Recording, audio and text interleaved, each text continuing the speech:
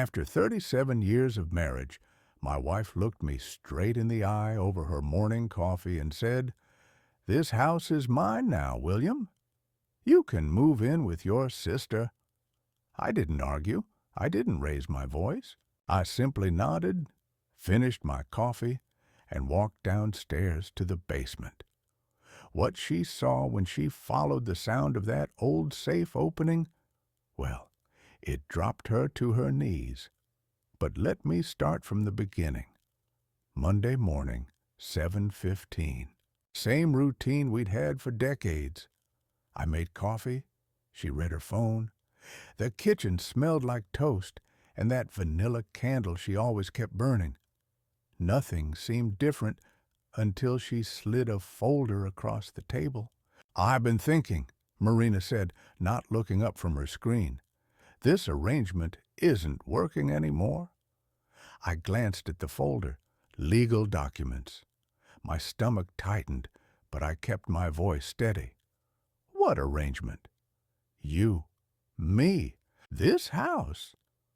She finally looked at me, and her eyes were cold in a way I hadn't seen before. "I've been carrying this family financially for years. The mortgage payments, the renovations, the property taxes. It's all been on my shoulders." I set down my cup carefully. The same blue ceramic mug I'd used every morning since 1987. "Marina, we've always shared." "Shared?" She laughed, but there was no humor in it. "William, you've been retired for 3 years. Your pension barely covers groceries. I'm the one with the real job, the real income. I'm the one who turned this place into something valuable." The words hit like physical blows, but I kept my face neutral. 37 years of marriage teaches you when to fight and when to listen. "I've spoken to a lawyer," she continued, tapping the folder. "The house is in my name now. Has been for months, actually. I handled all the paperwork while you were doing whatever it is you do all day." I looked around the kitchen, the cabinets I'd installed by hand, the window I'd replaced after the storm in '98, the small dent in the wall where our son had thrown his toy truck when he was 5. "So, what are you saying, Marina?" "I'm saying you need to find somewhere else to live. My sister in Phoenix has been asking me to visit. I think a fresh start would be good for both of us." She stood up, smoothing her skirt. "I'll give you a week to figure things out." I watched her gather her purse and car keys, watched her check her lipstick in the hallway mirror, watched her open the front door and pause. "Oh, and William? Don't make this harder than it needs to be. We're too old for drama." The door closed with a soft click. I sat alone in the kitchen for a long time, listening to the coffee maker gurgle and the old house settle around me. Then I stood up, rinsed my cup, and walked downstairs to the basement. I hadn't opened that safe in 15 years. The basement was exactly as I'd left it. Concrete walls, bare bulb hanging from a wire, and the old workbench my father had given me when Marina and I first moved in. The safe sat in the corner, painted green and older than both of us combined. Marina appeared at the top of the stairs as I knelt down and began working the combination. "What are you doing down there?" I didn't answer. 27 right, 15 left, 39 right. The lock clicked open with a sound that seemed to echo through the entire house. "William?" Her voice was sharper now. I could hear her heels on the wooden steps as she came down. "What is that thing?" I pulled the heavy door open and reached inside. Folders, envelopes, a small wooden box my grandmother had given me. And there, in the back, the manila envelope I'd placed there so many years ago. "I've never seen that safe before," Marina said, standing behind me now, her expensive perfume mixed with the musty basement air. How long has it been there? Since 1987, I said quietly, pulling out the envelope. My name was written on it in my grandmother's careful handwriting. Same year we bought this house. What's in there? I turned to face her, still kneeling by the safe. In the dim light, she looked younger somehow, like the woman I'd married all those years ago before something had hardened around her heart. Sit down, Marina. I'm not going to sit on that dirty floor. I gestured to an old folding chair near the workbench. Then sit there. What you're about to see changes everything. She moved slowly, suspiciously, perching on the edge of the chair like she was ready to run. Her manicured fingers gripped her phone tightly. William, you're scaring me. What is this about? I opened the envelope carefully. The papers inside were yellowed at the edges but perfectly preserved. Property deeds, bank statements, legal documents dating back to 1985, and at the bottom, a letter written in my own handwriting, sealed but never sent. Do you remember when we first looked at this house? I asked, spreading the documents on the workbench. You fell in love with the big kitchen window, said it would be perfect for growing herbs. What does that have to do with anything? You asked me how we could afford it. I was working at the factory, making decent money, but not house-buying money. Remember what I told you? Marina's face was pale now. You said your grandmother left you some money. That's right. I pulled out the first document, a death certificate dated March 15th, 1985. Grandmother Elena Volkov. She died 6 months before I met you. Marina leaned forward slightly. I know. You told me she raised you after your parents died. What I didn't tell you was what she left me. I unfolded a property deed. The paper crackled in the silence. A 2-bedroom apartment in downtown Portland. Prime location. She'd owned it since 1962. Marina's phone clattered to the floor. Neither of us moved to pick it up. I sold it in October 1986, I continued, my voice steady, despite the way my hands were shaking. Got $68,000. That was real money back then, Marina. Enough to buy this house outright and still have money left over. That's impossible. We had a mortgage. I remember the payments. I pulled out another document. Bank record showing a large deposit in October 1986, followed by a withdrawal for the exact purchase price of our house in December of the same year. The mortgage was fake, I said quietly. A story I told you because I was young and stupid and wanted to impress you. I thought if you knew I could just buy a house with cash, you'd think I was showing off. So I told you we were getting a loan like everyone else. Marina stood up abruptly. That's ridiculous. I've been making mortgage payments for over 30 years. You've been putting money into a savings account I set up. I reached deeper into the safe and pulled out a thick bank statement. Every payment you thought was going to the bank has been sitting in an account earning interest. There's over $200,000 in there now. The basement fell silent, except for the sound of Marina's breathing and the distant hum of the water heater. Why? She whispered. Why would you lie about something like that? I looked at her across the cluttered workbench, surrounded by the evidence of a deception that had lasted our entire marriage. Because I was 25 years old and desperately in love with a woman who seemed too good for me. I thought, if you knew the truth, you'd think I was trying to buy you. So, you let me believe we were struggling? Let me work overtime and take on extra clients and stress about money for decades. Marina, you never wanted to see the bank statements. Whenever I tried to show you our finances, you'd wave me off and say you trusted me to handle it. She was crying now, tears running down her cheeks and smearing her makeup. You let me think you were some deadbeat retiree living off my income. I carefully gathered the documents back into a neat pile. I let you think whatever you wanted to think, just like I let you file paperwork to transfer the house into your name last month. Marina froze. How did you?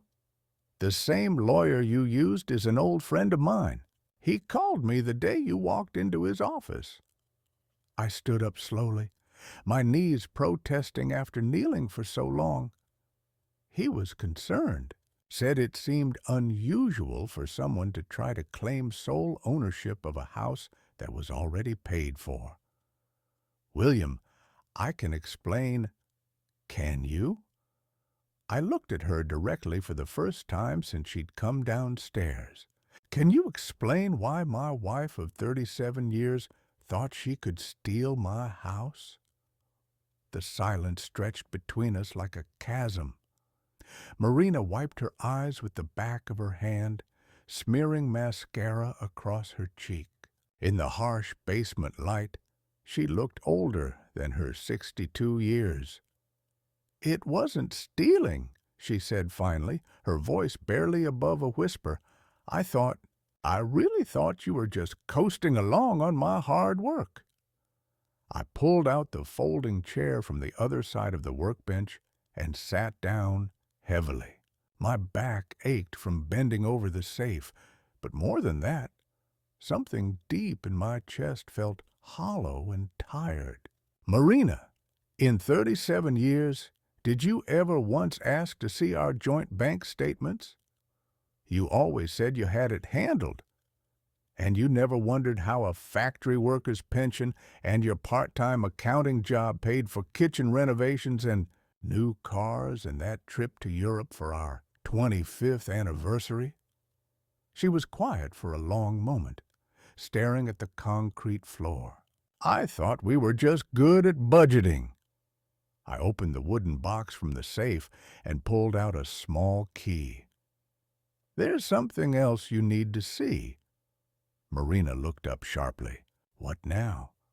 I walked to the far corner of the basement, where an old filing cabinet stood covered by a paint-stained tarp. The key fit perfectly into the top drawer. William, please, I can't take any more surprises. Inside the drawer were files organized by year, tax returns, investment statements, insurance policies, and photos.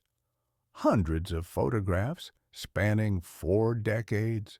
I pulled out a manila folder labeled 1987 to 1992 and set it on the workbench between us. Open it. Marina's hand shook as she lifted the folder's flap. The first thing she saw was a photograph of herself, maybe 28 years old, standing in our first kitchen. She was laughing at something off-camera, flour dusting her cheek, wearing the yellow sundress I'd bought her for her birthday. I remember this, she whispered. We were making bread. It was a disaster. Look at the next one. A photo of Marina painting the living room walls, her hair tied back with one of my old bandanas. Then another of her assembling our son's crib, instruction manual spread across the floor, her face scrunched in concentration. You kept all these? Every month, I put aside money from the house account and documented everything you contributed to making this place a home. I pulled out a ledger, handwritten in neat columns. September 1987. Marina painted guest bedroom, $200 saved on labor. October, 1987. Marina refinished kitchen cabinets, $800 saved. November 1987. Marina installed new light fixtures, $300 saved. Marina was crying again, but quietly this time. Why are you showing me this? I turned the pages slowly. Years of entries, thousands of dollars credited to her name. Her birthday dinners, Christmas presents for her sister's kids, the greenhouse she'd wanted for her 40th birthday. Because I wanted you to know that I saw everything you did, every sacrifice, every late night, every time you chose our family over something you wanted for yourself. I closed the ledger and looked at her directly. I've been keeping track for 37 years, Marina, not because I had to, but because I wanted to honor what you brought to our marriage. She pressed her palms against her eyes. Then why didn't you tell me about the money, about the house being paid off? At first I was embarrassed, young and stupid and afraid you'd think less of me for lying. Then years passed, and it seemed too. I walked back to the safe and pulled out one more envelope, this one thicker than the others. Marina watched me carefully, her tear-stained face a mixture of confusion and apprehension. There's one more thing, I said, settling back into my chair. The reason I never told you about the money wasn't just embarrassment. It was protection. I opened the envelope and spread its contents across the workbench. Legal documents, correspondence, and a thick stack of photographs that made Marina gasp when she saw them. My grandmother didn't just leave me an apartment, Marina. She left me a warning. The photograph showed a younger version of myself, maybe 23, standing next to an elegant older woman in front of a downtown Portland apartment building. But it was the other photos that made Marina lean forward with interest. Images of the same apartment, but ransacked. Furniture overturned, drawers pulled out, papers scattered everywhere. What happened there? My grandmother's second husband, I said quietly. A man named Richard Kellerman. He married her in 1983, 2 years before she died. Charming guy, about 15 years younger than her. Convinced her he loved her. Convinced her to add his name to some of her accounts. Marina's face went pale. William? 3 months after the funeral, he tried to claim the apartment. Said my grandmother had promised it to him verbally. When that didn't work, he broke in and tore the place apart looking for a will that would give him what he wanted. I pointed to one of the photographs showing a destroyed living room. He found this instead. I pulled out a handwritten letter, the paper cream-colored and expensive-looking. A letter she'd written to me 6 months before she died. She'd figured out what Richard was after and had already transferred everything into my name through a trust. Marina read over my shoulder as I held the letter up to the light. My dear William, if you are reading this, then I am gone and you have inherited more than just money. You have inherited the knowledge that people will try to take what isn't theirs when they think you're vulnerable. The apartment, the savings account, and the other investments are yours completely. But more importantly, the wisdom to protect what matters is now yours too. Trust carefully, my boy. Love fully, but protect wisely. Your grandmother, Elena. Marina sat back in her chair, her hands trembling slightly. You think I'm like him, like Richard. I didn't want to think that. I folded the letter carefully and placed it back in the envelope. For 37 years, I convinced myself that you married me for love, not security. That you worked hard because you wanted to contribute, not because you were planning to take over. I did marry you for love. Did you? I reached into the safe one final time and pulled out a small tape recorder, the kind people used in the 1990s. Because 3 weeks ago, you had a very interesting conversation with your sister, Carol. Marina's face went completely white. How did you... Our bedroom window was open. You were on the back porch, talking on your phone.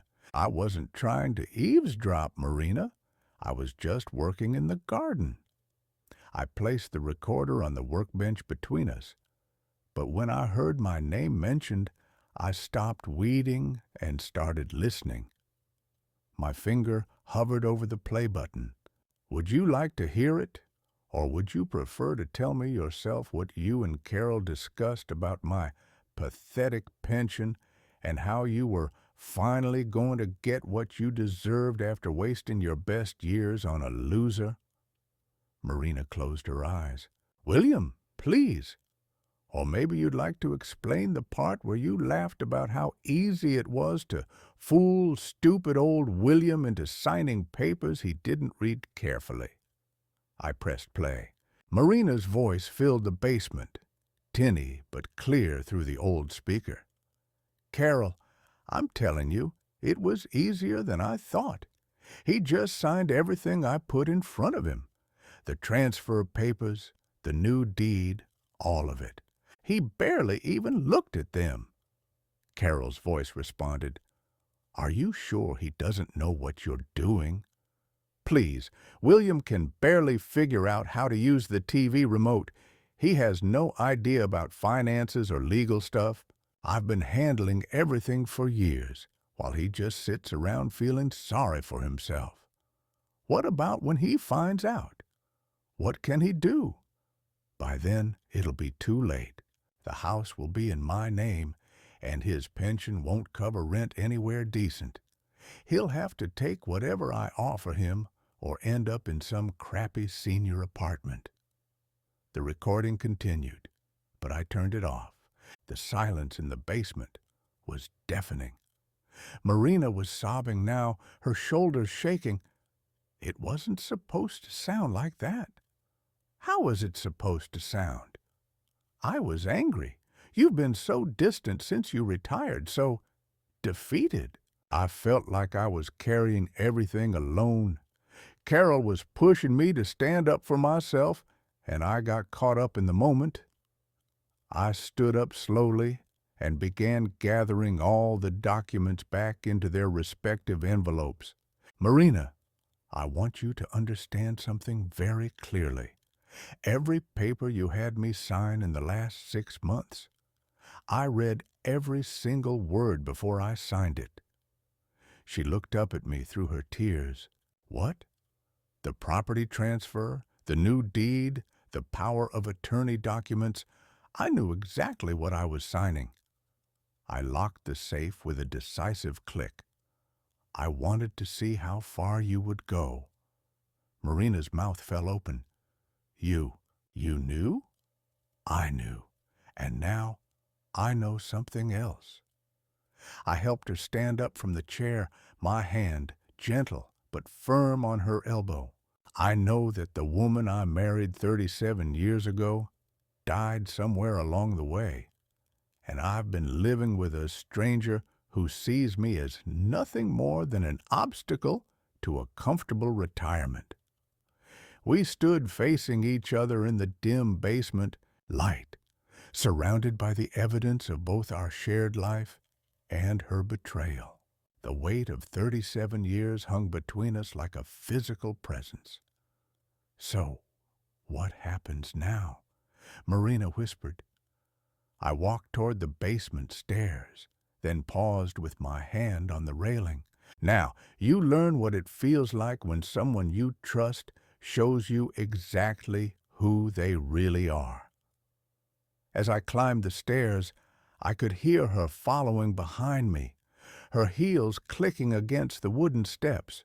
But for the first time in months, I wasn't walking away from a confrontation.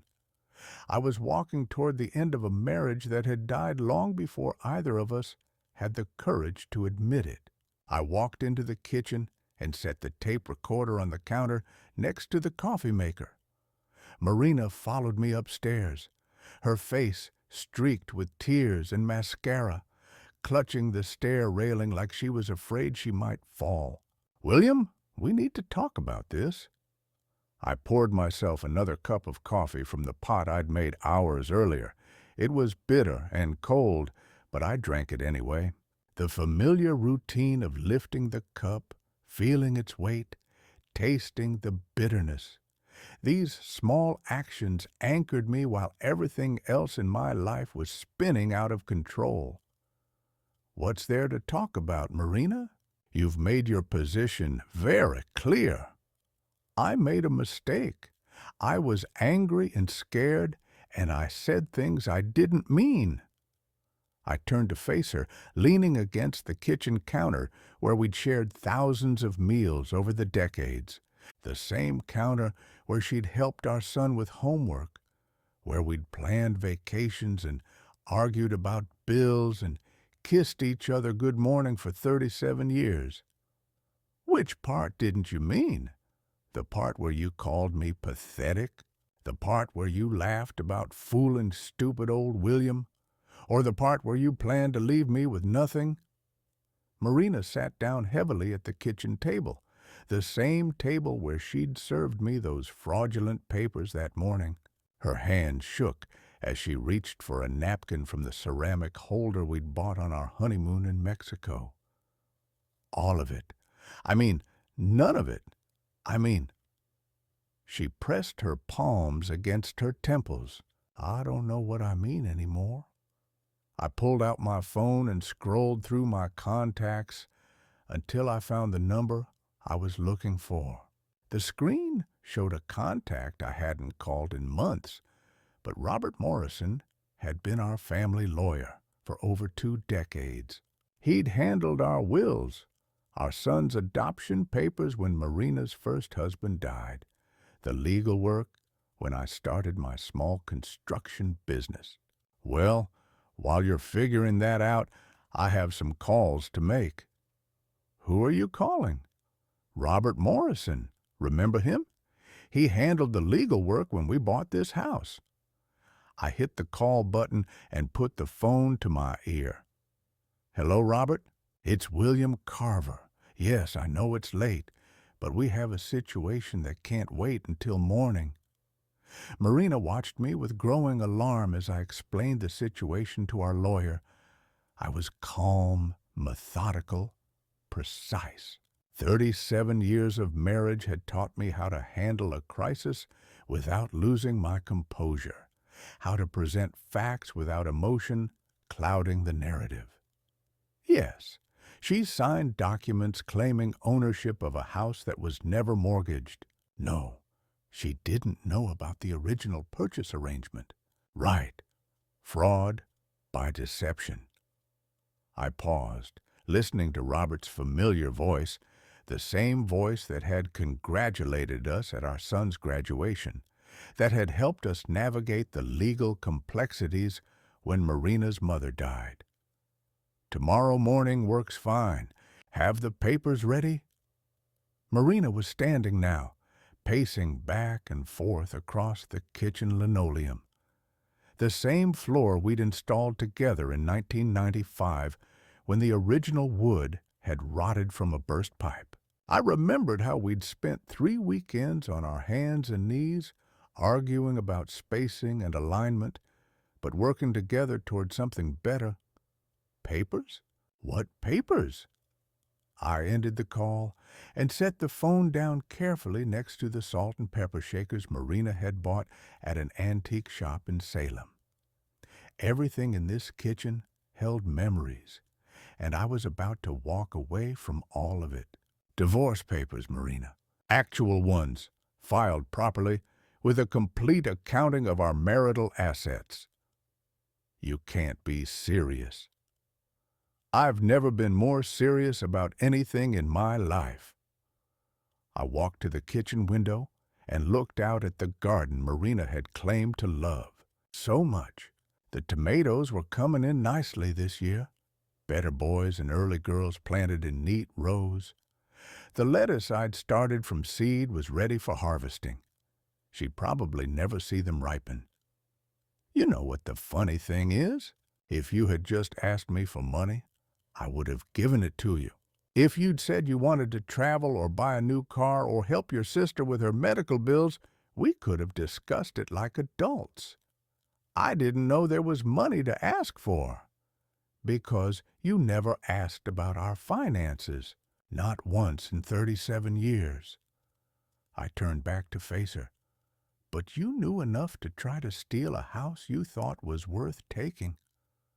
Marina slumped back into her chair, and for a moment I saw the woman I'd married.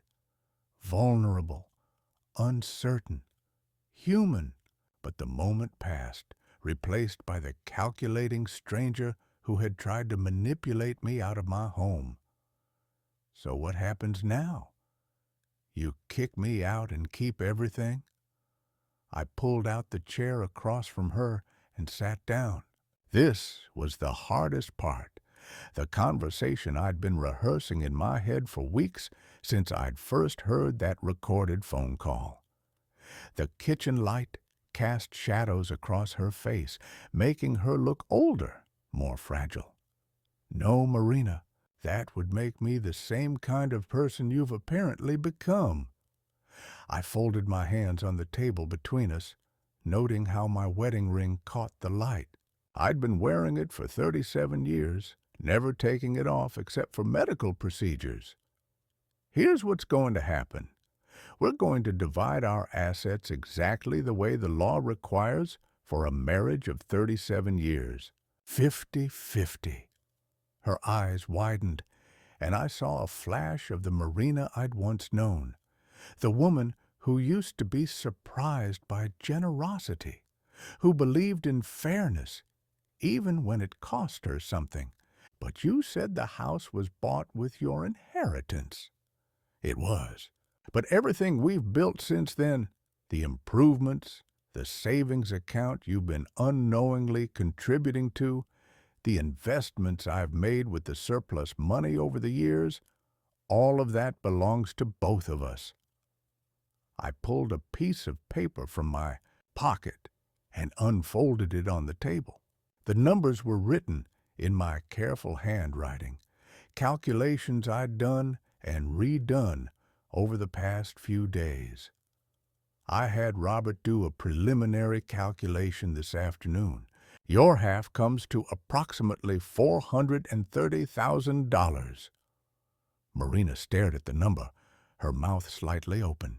I watched her process the information, saw the moment when she realized that her attempt to steal from me had actually cost her nothing, that I was giving her more than she'd ever dreamed of having.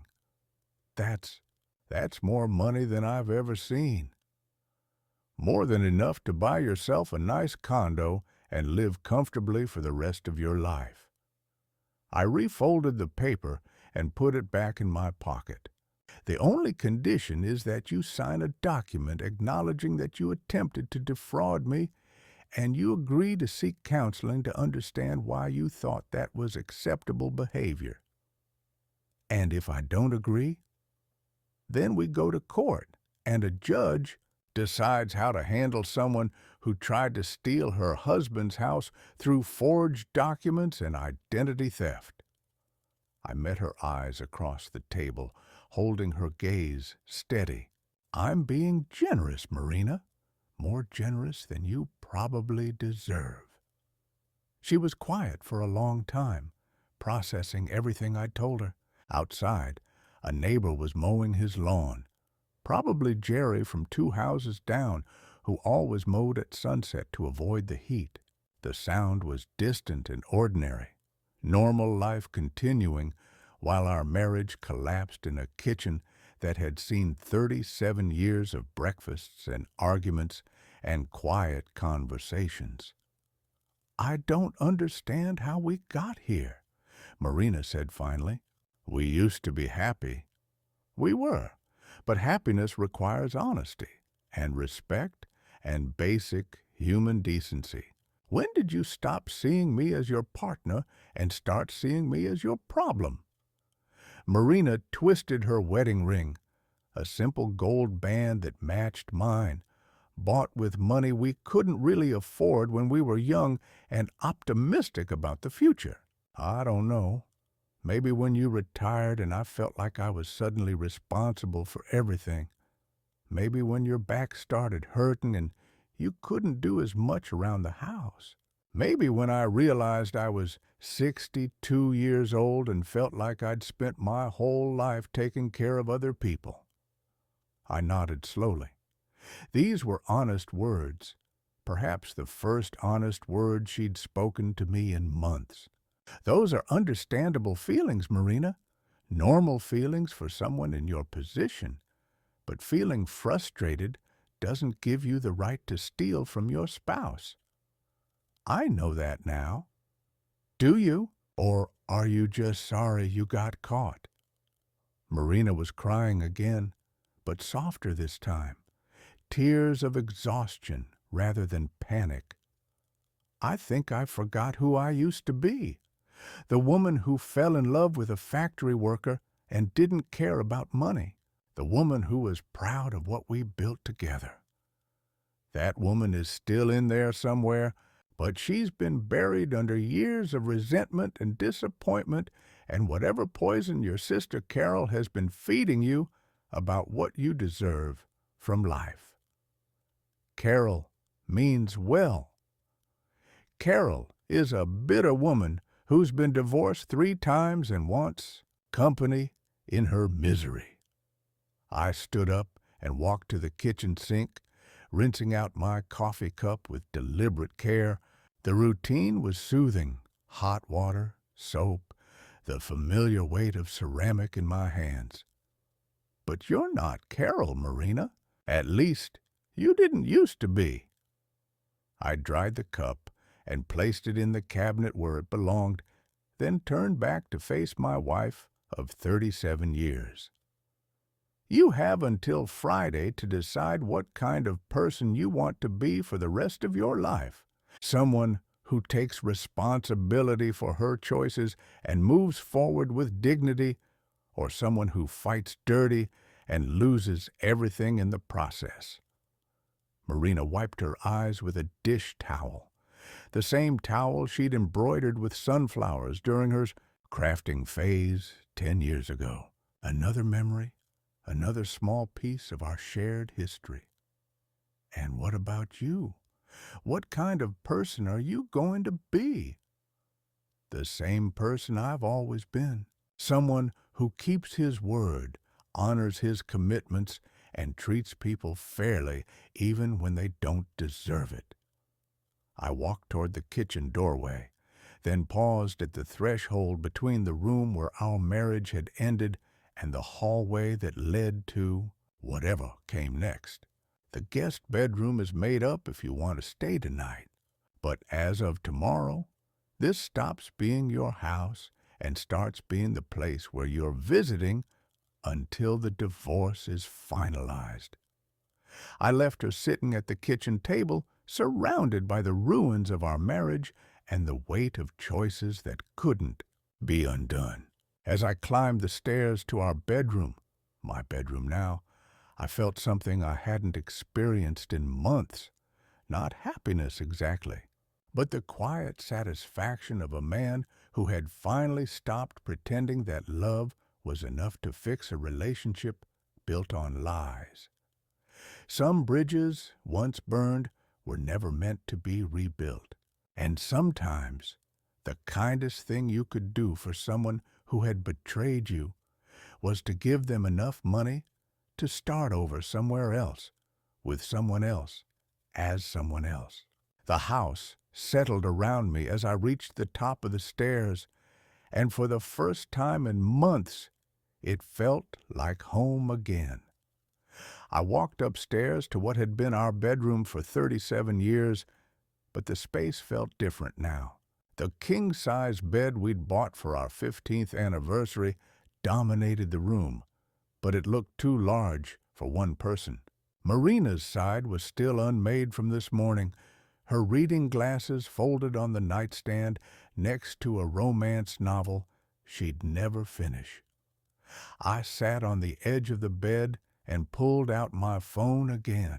There was one more call I needed to make before this day ended. "Hello, David. It's Dad."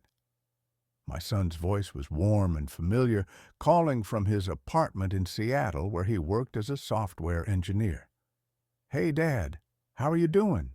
Mom said you two were having some issues." I closed my eyes and felt the weight of 37 years pressing down on my shoulders. "Son, I need to tell you something, and I need you to hear the whole story before you say anything." "Okay, that sounds serious." For the next 20 minutes, I told David everything. The inheritance from his great-grandmother that had bought our house, the fake mortgage payments that had actually been going into savings, the attempted fraud, the recorded conversation, the divorce papers being filed tomorrow. David was quiet for a long time after I finished. Finally, he said, "Dad, I had no idea about any of this." "I know you didn't. Your mother and I agreed early on that money problems were adult problems, and we never wanted to burden you with them." "But there were no money problems." "No, son, there never were." I looked around the bedroom, at the family photos on the dresser, at the wedding picture from 1987, where Marina and I looked impossibly young and hopeful. We were actually quite comfortable, more comfortable than most people our age. "So, why did Mom try to—" He couldn't finish the sentence. I wish I knew. Maybe she really believed I was a burden.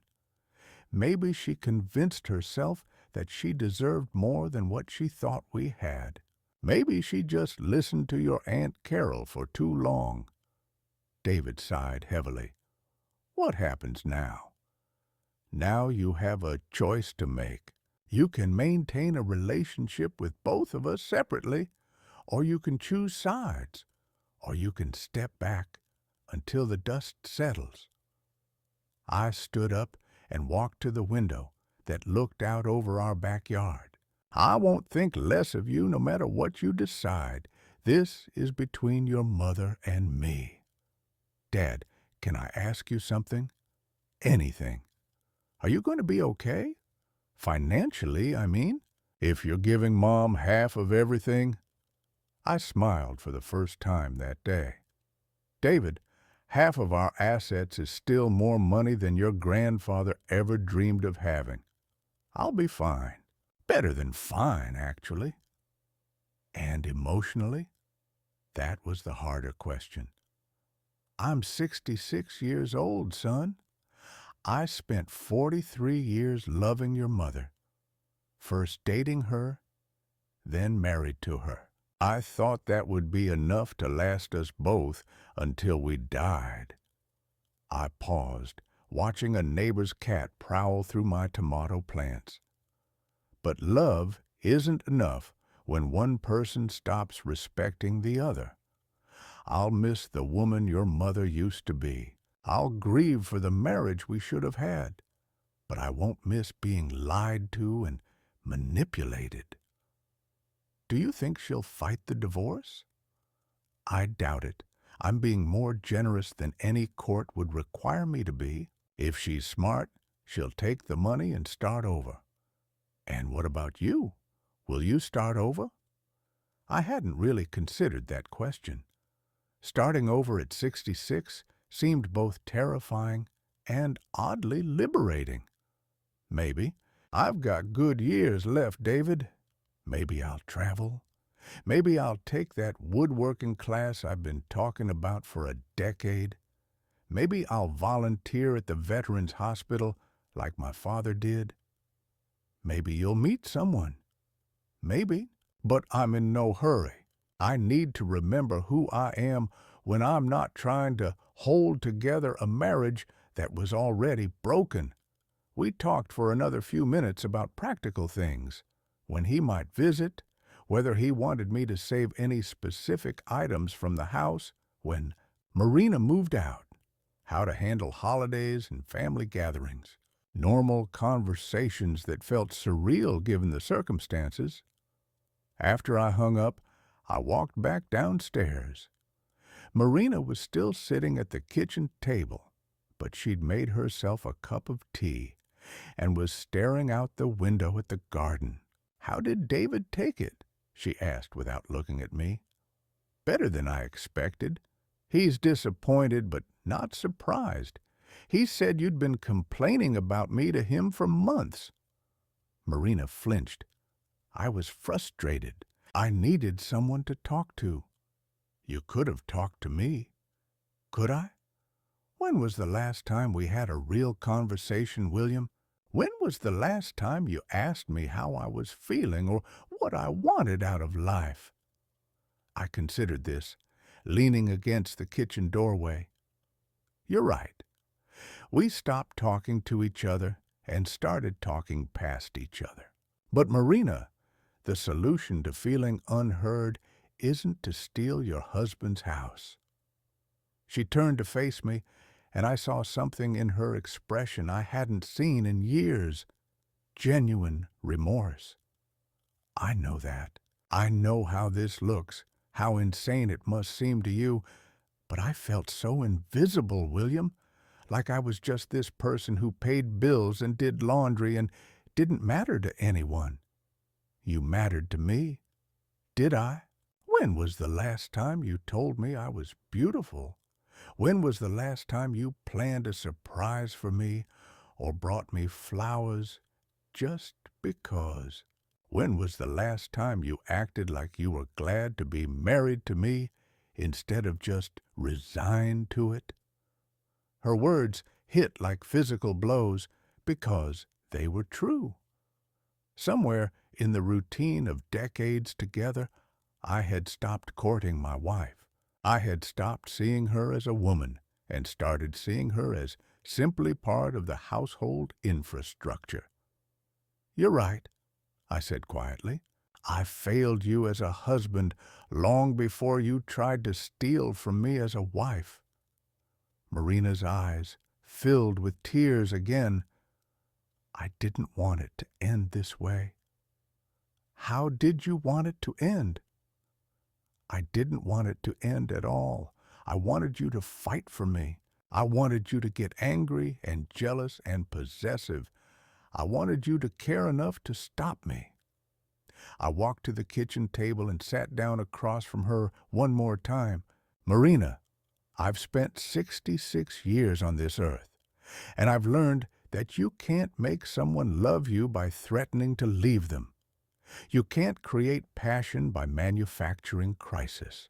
And you can't save a marriage by destroying the trust that holds it together. So, what could have saved us? Honesty. If you had told me you felt invisible, I would have worked to see you better. If you had told me you felt unappreciated, I would have worked to show you your value. If you had told me you were unhappy, we could have gone to counseling or taken a trip or found some way to reconnect. I reached across the table and touched her hand gently. But you chose deception and theft instead of communication and trust. Marina squeezed my hand, and for a moment we were just two people who had loved each other for most of their adult lives, trying to understand how they had drifted so far apart. "Is there any way to fix this?" she whispered. I looked at this woman who had been my partner for 37 years, who had raised our son and shared my bed and known my secrets and dreams. Part of me wanted to say yes, wanted to pretend that love could overcome anything, that we could somehow rebuild what had been broken. But I had learned something important in the basement earlier today. Some betrayals cut too deep to heal. Some lies were too fundamental to forgive. Some bridges, once burned, left you stranded on opposite sides of an uncrossable river. "No," I said gently, "I don't think there is." Marina nodded and pulled her hand away from mine. "Will you hate me? Number, I'll be disappointed in you, and I'll be sad about what we lost, and I'll probably be angry for a while, but I won't hate you. You're the mother of my son and the woman I loved for 4 decades. That has to count for something." We sat in silence as the sun set outside our kitchen window, painting the walls with golden light that made everything look softer and more forgiving than it really was. This was the end of something that had begun with such hope and promise, dying not with violence or drama, but with quiet resignation and mutual recognition that some things, once broken, could never be made whole again. At 9 o'clock, Marina stood up and gathered her teacup and the tissues she'd been using throughout our conversation. "I'll sleep in the guest room tonight," she said. "Tomorrow, I'll start looking for a place to live. Take your time. Find somewhere you'll be happy." "What about you? Will you be happy?" I considered the question as I turned off the kitchen lights and checked the lock on the back door. Routines that would continue even though everything else was changing. "I don't know about happy," I said finally, "but I think I'll be at peace. And at my age, maybe that's enough." Marina kissed my cheek gently, the first physical affection we'd shared in months. "Good night, William. Thank you for being kinder to me than I deserved." As she walked upstairs to the guest room, I stood alone in the kitchen where our marriage had officially ended. The house was quiet around me, but it didn't feel empty. It felt like a space waiting to be filled with whatever came next. I poured myself one last cup of coffee from the pot, even though it was too late for caffeine, and the coffee was hours old and bitter. But it was my coffee, in my kitchen, in my house, and for the first time in months, that felt like enough. Outside, the world continued spinning, indifferent to the small human drama that had played out in a suburban kitchen. But inside, a 66-year-old man sat quietly with his thoughts and his coffee and his hard-won knowledge that sometimes the kindest thing you could do for someone was to let them go, find the life they thought they wanted, even if it meant letting go of the life you thought you'd built together.